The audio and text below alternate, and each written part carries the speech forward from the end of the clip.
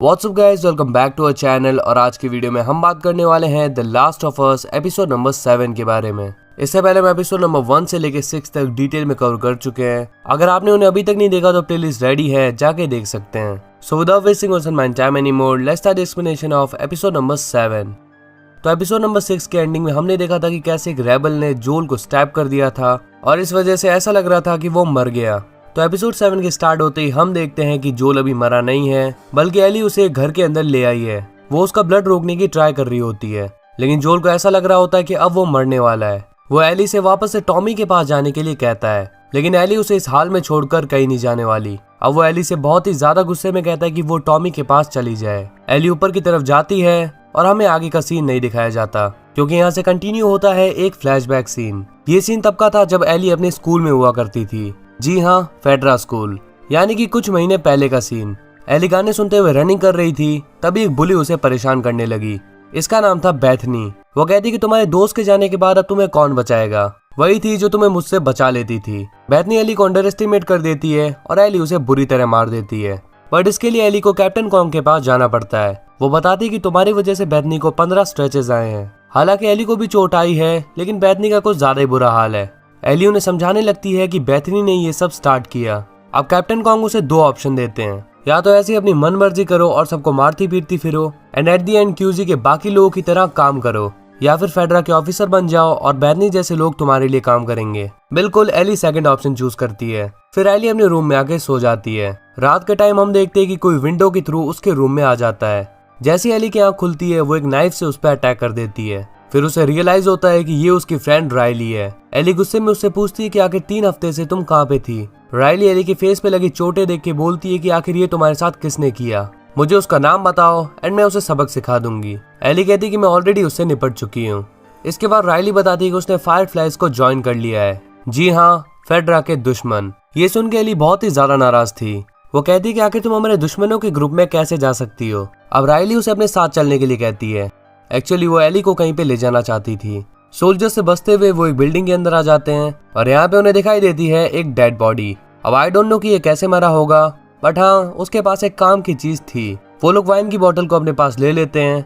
तभी फ्लोर कच्चा होने के कारण बॉडी नीचे गिर जाती है, लेकिन इन दोनों को ये बहुत ही ज्यादा फनी लगता है। इसके बाद रायली एली को बताती है कि जब वो स्कूल से बाहर जा रही थी तो उसे फायरफ्लाइज ग्रुप की एक लेडी ने देख लिया था। रायली को फेडरा के रूल्स एंड रेगुलेशंस बिल्कुल भी पसंद नहीं है, इसीलिए वो यहाँ से भागना चाहती थी। और उसकी ये बात सुन के फायरफ्लाइज की उस लेडी ने उसे फायरफ्लाइज ज्वाइन करने के लिए कहा। रायली ने उनकी बात मान ली एंड उसकी स्किल्स से फायरफ्लाइज के सभी लोग बहुत ही ज्यादा इंप्रेस हुए। यही रीजन है कि उन्होंने उसे गन भी दे दी। इसके बाद वो एक रूफटॉप से दूसरे रूफटॉप जंप कर करके अपनी मंजिल तक पहुंच जाते हैं। यहाँ पे एली फिर से डिबेट चालू कर देती है। वो कहती है कि अगर फायरफ्लाइज तुम्हें इतने अच्छे लगते हैं तो वो क्यूजी के एरिया पे क्यों बमबारी करते हैं, यानी कि फेडरा के सोल्जर्स को मारने की ट्राई क्यों करते हैं। लेकिन इससे रायली को कोई फर्क नहीं पड़ता, उसको बस फेडरा के रूल्स एंड रेगुलेशन पसंद नहीं है। अब बात को यहीं पर दबा के रायली एली को लिबर्टी गार्डन्स मॉल में ले आती है। वेल, फेडरा ने ये इलाका सीज कर दिया था, बट अब ये सीज नहीं है। और अच्छी बात यह कि कंस्ट्रक्शन के दौरान फेडरा ने गलती से इस जगह को मेन पावर ग्रिड से कनेक्ट कर दिया, मतलब कि इस जगह पे भी इलेक्ट्रिसिटी है। अब इतना ब्यूटीफुल नजारा देख के एली क्या ऑडियंस भी पागल हो गई। वेल, ये तो शुरुआत है। रायली एली को दिखाने लाई है 4 wonders of the mall, but उसे नहीं पता था कि एली एस्केलेटर से ही इतना इम्प्रेस हो जाएगी, तो उसने इसे भी लिस्ट में ऐड कर दिया एंड ये हो गए 5 wonders of the mall. Escalator पे एंजॉय करने के बाद वो लोग आ जाते हैं इस झूले पर। यहाँ पे ये लोग शॉट्स लगाते हुए काफी एंजॉय कर रहे थे, पर जिस तरीके से रायली एली को देख रही थी, हमें साफ पता चल रहा था कि रायली का एली पे क्रश है। इसके बाद जब एली रायली को देख रही थी तो यहाँ पे भी साफ पता चल रहा था कि एली का भी रायली पे क्रश है। मतलब दोनों लेस्बियंस हैं, बट कोई एक दूसरे को बताता नहीं। तभी ये झूला काम करना बंद कर देता है। इसके बाद रायली एली को बताती है कि फायरफ्लाइज ने क्वारंटीन जोन्स पे कब्जा कर लिया है, जो कि फेडरा के अंडर थे, और अब उन्होंने इसे फेडरा से आजाद करा लिया। वो बताती कि वहाँ की सिचुएशन बहुत ही ज्यादा अच्छी है। अब ये सब बताने का मकसद यही है कि एली उसके साथ चलने के लिए मान जाए। फिर वो लोग आ जाते हैं फोटो बूथ में, और ये था 3rd wonder of the mall.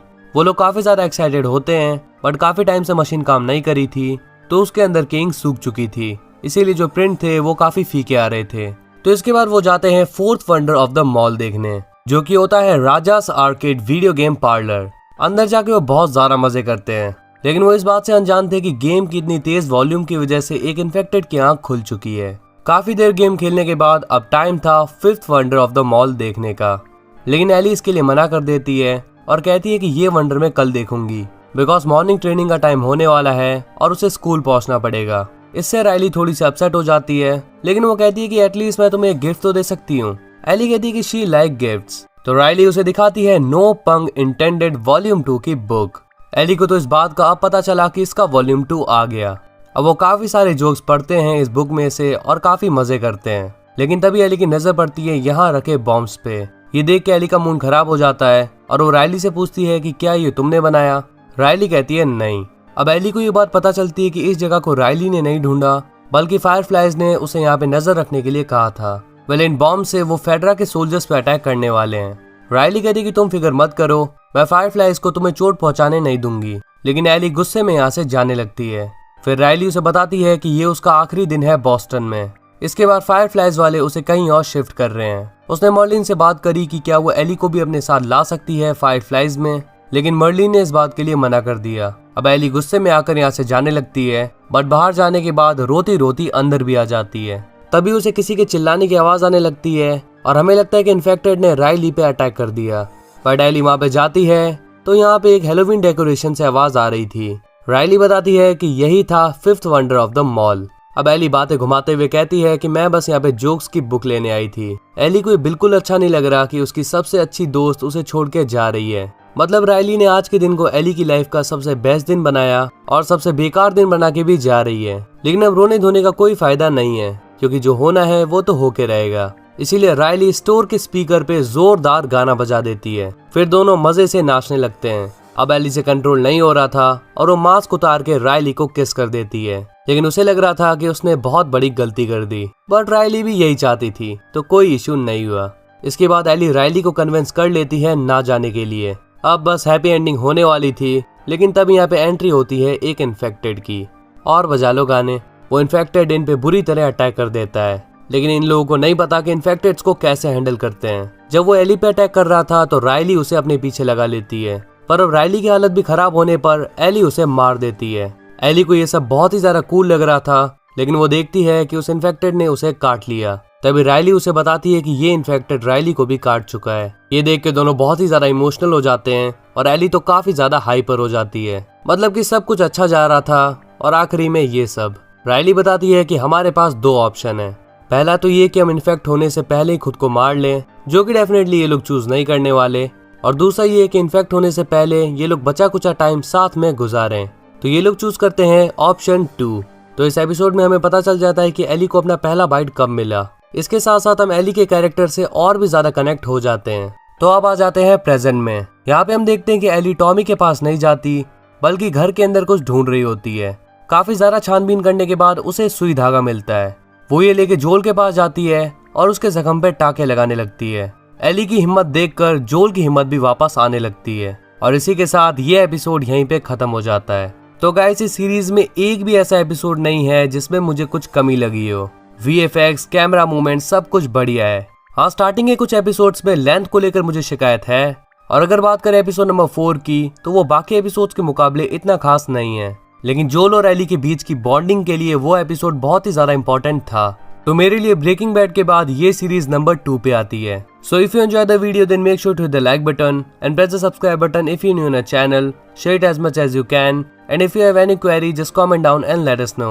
So we'll see you in the next one. Till then, peace up.